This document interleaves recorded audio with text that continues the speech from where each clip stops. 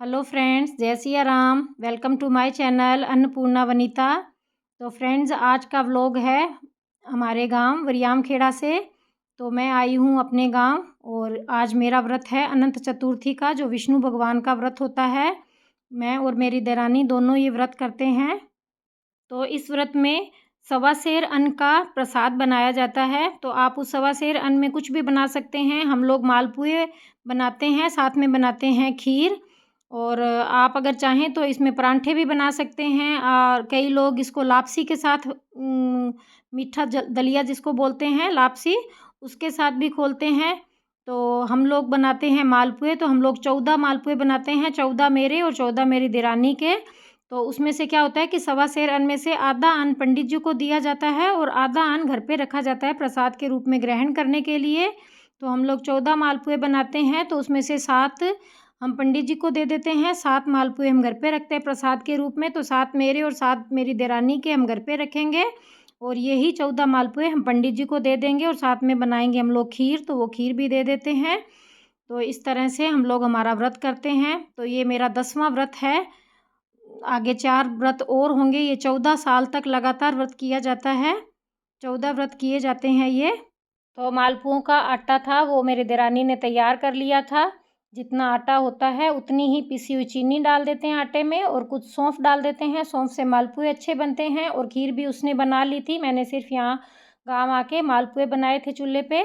और इधर पंडित जी लगे हुए हैं पूजा की तैयारी करने में। तो ये पाठ सजाया है पंडित जी ने भगवान को विराजमान करने के लिए। और मेरी देरानी बना रही है गंगा मैया। तो इस तरह से चिकनी मिट्टी से परात के अंदर 2 पार्टीशन किए जाते हैं और इसमें गंगा मैया बनाई जाती है। एक साइड में दूध डाला जाता है और एक साइड में पानी डाला जाता है। और जब हमारी कहानी पूरी हो जाएगी, कथा हम सुन लेंगे, तब इसमें बीच में छेद करके दोनों को एक बराबर किया जाता है, दोनों पानी को मिक्स किया जाता है और इसमें हम लोग अनंत पहनते हैं। वो अनंत इसमें अच्छे से वॉश किया जाता है, उसको स्नान किया करवाया जाता है। तो ये है अनंत भगवान, जो विष्णु भगवान शैया पे लेटे होते हैं, उनकी पूजा की जाती है। ये अनंत भगवान का रूप होते हैं। तो इनकी पूजा होती है इस व्रत में। तो एक विष्णु भगवान मेरे थे जो मैं गांव ले गई थी साथ में, ताकि उनकी भी पूजन हो जाए। और एक पंडित जी लेकर आते हैं अपना। और अब ने इन सबको पंचामृत से स्नान करवा दिया है और इनको अपने पाठ पे विराजमान करवा दिया है। इसमें गणेश जी की तो सबसे पहले पूजा होनी होती है। मेरे लड्डू गोपाल भी पूजा में रहते हैं।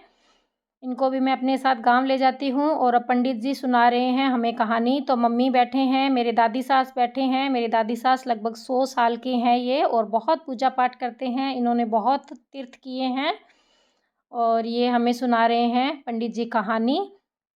तो ये व्रत थोड़ा सा हार्ड होता है, क्योंकि चाहे घर में खुशी हो चाहे गमी हो, ये व्रत कभी भी तोड़ा नहीं जाता है। 14 साल लगातार इसको किया जाता है। और घर में चाहे कैसा भी काम हो, ये व्रत अगर हमने मालपुए से शुरू किया है तो ये मालपुए से ही टूटेगा। हम किसी और चीज़ के साथ इस व्रत को नहीं खोल सकते हैं। तो थोड़ा सा हार्ड होता है ये व्रत करना। भगवान अच्छे से हमारे नियम से हमारा ये व्रत पूरा करे। 4 साल और रहे हैं, 10 साल बहुत सुख शांति से हमारे व्रत पूरे हो गए हैं। 4 और रहे हैं। तो भगवान से प्रार्थना कर रहे हैं कि आगे के 4 साल भी बढ़िया सुख शांति से हमारे व्रत पूरे संपूर्ण करना भगवान। तो ये आरती कर दी थी पंडित जी ने। तो दादी माँ ले रहे हैं आरती। बहुत पूजा पाठ किया है इन्होंने, बहुत तीर्थ किया है। तो ये 100 साल के हैं, बहुत बातों का ज्ञान है। हमें हमेशा पूजा के मार्ग पे लगाए रखते हैं कि ये करो, ये करो, ये करो। बहुत अच्छा लगता है जब कोई बुज़ुर्ग घर में होता है। इस तरह से घर की रौनक होते हैं ये बुज़ुर्ग हमारे। तो ये अनंत को हमने इस तरह से गंगा मैया में स्नान करवा लिया है। ये होता है अनंत, ये हम लोग बाजू में पहनते हैं। तो इसके पहले के ज़माने में तो जैसे अभी भी कई लोग रखते हैं, जो पीला धागा होता है उसके 14 गांठ पंडित जी लगा के देते हैं और वो इस तरह से बाजू पे बांध के रखते हैं। पर वो थोड़ा सा हार्ड होता है, क्योंकि अगर ये कहीं भी अगर टूट जाएगा तो जब तक ये नया बन के नहीं आएगा तब तक उस जगह से खड़ा नहीं हुआ जाता है, वहीं पे बैठा रहना पड़ता है। तो थोड़े नियम इसके हार्ड होते हैं व्रत के। तो इस तरह से हमने पूरी कहानी अच्छे से सुन ली। अब लास्ट में दे दिया है सूर्य नारायण भगवान को जल चढ़ा दिया है। मम्मी हमारी वीडियो क्लिप बना रहे हैं। तो भगवान करे ऐसे ही हमारे व्रत अच्छे से संपूर्ण हो जाए बढ़िया तरीके से। तो चलिए फ्रेंड्स, फिर मिलेंगे। तब तक के लिए बाय बाय, थैंक यू।